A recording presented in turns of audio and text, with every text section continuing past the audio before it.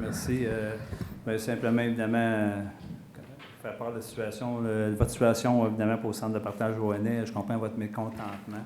Mais des fois, évidemment, il faut prendre des décisions. Il y en a qui sont plus dures que d'autres à prendre. Celle-là en fait partie de mon choix, qui est très difficile. Je connais très bien le bienfait que vous portez dans la communauté. Ça, je le comprends. Vous êtes là, vous êtes existant dans notre société, on a besoin de vous. On ne veut pas, au contraire, que vous vous décrochiez de vos ambitions. C'est bien du sens contraire. Je pense qu'on doit travailler ensemble pour trouver un emplacement qui est peut-être plus propice pour votre occupation, que ce que vous apportez à la communauté.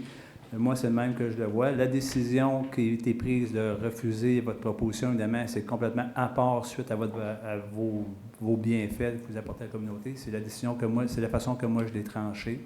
Je sais que votre ambition est quand même assez élevée.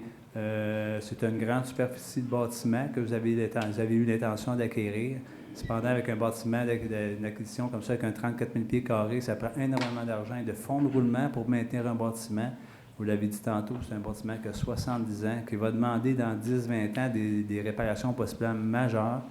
C'est des analyses, évidemment, que j'ai prises en considération dans mon choix. Je vous explique pourquoi. C'est que ces bâtiments-là, évidemment, vont coûter énormément cher à réparer.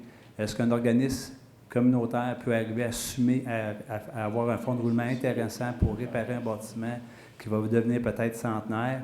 C'est là que je m'arrête à savoir si vraiment le bienfait est là pour la décision de votre emplacement. Mais ce qui est du bienfait que vous apportez à la communauté, je ne mets aucun doute là-dessus. C'est où ce que je fais part, évidemment, c'est où ce que j'ai pris ma décision en raison de ça. Mais soyez sûr que si vous décidez ou de travailler avec la collaboration de la Ville, avec le service d'urbanisme pour trouver un nouvel emplacement ou voir un endroit qui serait vraiment approprié, bien, vous allez être sûr d'avoir ma collaboration quand même, là, évidemment, si on a les recommandations nécessaires. Alors, je vous souhaite bonne chance quand même dans votre continuité. J'espère que ça sera sans rancune de ma part.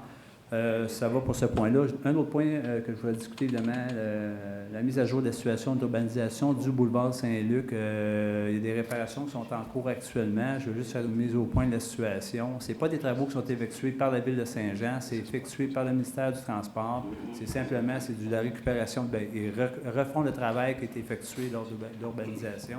Et tous les frais sont assumés par le ministère du Transport. Fait que, ce que certaines rumeurs que j'ai entendues dire, là, c'est les villes qui défrayaient ces frais-là, on n'a aucunement rapport là-dedans.